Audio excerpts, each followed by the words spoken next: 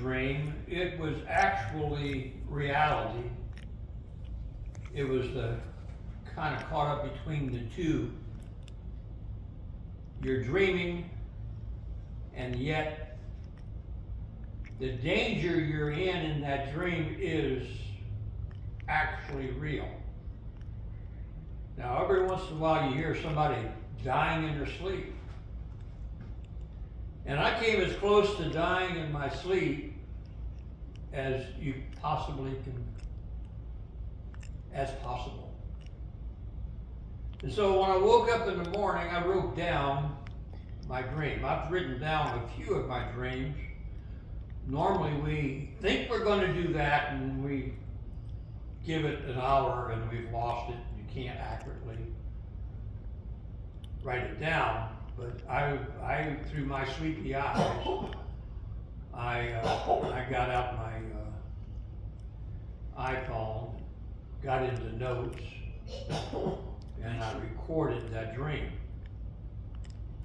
Now, I don't know if that helps me to remember it or if it didn't. But I want to tell you about that dream because I titled it a dream that wasn't a dream. Now, I have sleep apnea, and a lot of us, as we get older, we suffer from sleep apnea. And I have an implanted device, much like a defibrillator would be. It's a medical procedure.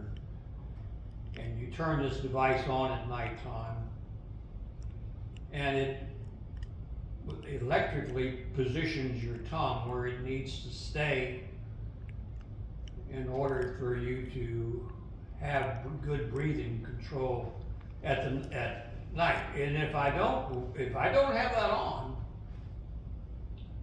then I'll go apneic. And that, or you ever been around a loud snorer? That's not me. I snore loud, but it's not obnoxiously loud. I just quit breathing. Well, in this dream, and Sandy and I do a lot of missionary work, and we quite often have to sleep on air mattresses and things for quite a few days at a time while we're doing disaster relief or doing other things. She'll be leaving in the morning to go to Oklahoma, where she'll be at an Indian reservation, which she goes to about 3 of those a year in different areas. And she'll be doing vacation Bible school on this reservation. So she'll be sleeping in similar conditions on her air mattress. Well, here I am in my dream. But in this dream, I'm on a large ship of some kind with a steel deck. And there are people sleeping all around me on air mattresses. And I'm flat on my back. And I'm not breathing well. As a matter of fact, I knew in my dream how much danger I was in, and so I needed help.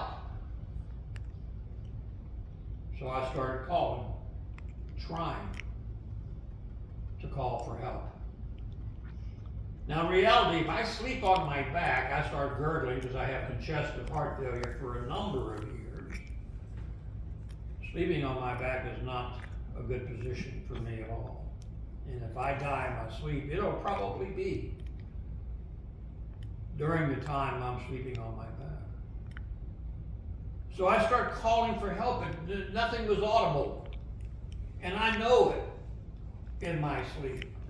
I know that I'm not being able to be heard. And so I keep making repeated efforts to do it, and finally I act it out. I need help. Now Sandy's sleeping right alongside of me. She gets up, and she comes around on my side of the bed, and she helps me to get out of the position that I'm in, because I'm not able to move. And in doing so, I believe this dream that wasn't a dream, she saved my life.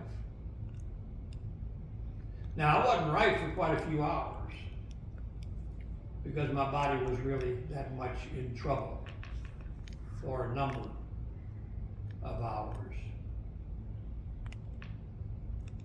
And the moral of that story, of course, is don't let yourself get on your back. Well, I put all the information into, okay, I'm not a poet, but I put all the information of my dream into an app called Perplexity. Now, whether you're in favor of AI or not, that's beside the point. But I fed it what I wanted it to say, and it's just cleaned it up for me, okay? Because I'm not a poet per se, although I've written a few poems strictly on my own. And a lot of us have a poem in us. Now, David St. Louis always told me, everyone has a story in them. All of us are storytellers if we allow ourselves to be a storyteller. But through being shy, we don't. So we move away from the opportunity of maybe giving something sound to somebody else that they can use in their life, because storytelling is a reflection of our life, isn't it? Even though it may be exaggerated at times. Now, if you had the privilege of going out here and reading the sign on Joe Wesley, now he was the master storyteller. And I could feed off of him. And I could learn off of him. And a few others. I'm not discrediting anyone, because we all leave our mark. We all have value. But I wanted to share this poem, because I know that I'm with the master poem writer here, who never needs help from AI. But I wanted to share this poem. And I want to do that not just in this audience, but I want to do it as often as I can, because I believe it's important. Not for me, but it's important for all of us to realize how short our life is. How just going to bed sometimes is simply the last time you crawled under the covers on your own. Because a lot of things happen at night that changes our life. But here's my poem. I slept upon the restless deep, where quiet souls together sleep. The moonlight wove a silver gleam. I thought it all a drifting dream. A whisper stirred the midnight air, a breath of peril lingering there. I tried to speak. My voice was small. Help, help, I breathed no one at all. My heart awoke in dread and pain between two worlds, half loss, half gain. I'm in trouble, my voice replied, and life returned from where it died. Then gentle hands were swift to save, their touch as tender as the wave. My fear dissolved, my spirit freed.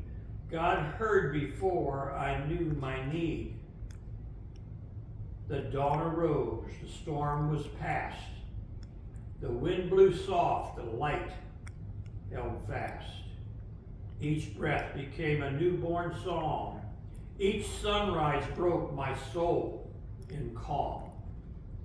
For life is frail, yet heaven's grace shines bright on every trembling place, and every morning seems to say, give thanks to God for one more day. Amen. I hope this little tale that I have has blessed you and help you to reflect on how we should always turn to the ones that we're near and let them know we love them, because we don't know when's the last time, the last opportunity we're going to have to do so.